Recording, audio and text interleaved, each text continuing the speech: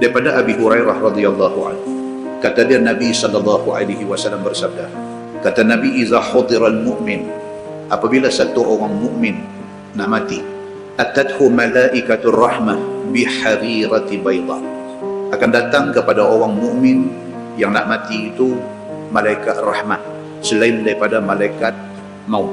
Malaikat maut nak cabut nyawa, sama dengan malaikat maut tu. Kalau sekiranya orang yang nak mati ni orang yang beriman kepada Allah Subhanahu wa taala, malaikat rahmat mai sama. Dan mainnya malaikat rahmat ini bihariratin bayda, dia bawa kain sutra putih. Fayaqulun, berkata malaikat rahmat ini, ukhruji radiyatan mardiyan ank.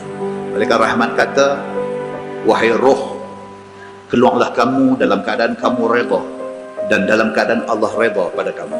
Tuan-tuan muslimin dan muslimat yang dirahmati Allah sekalian, kita hari-hari ada melihat kematian, hari-hari.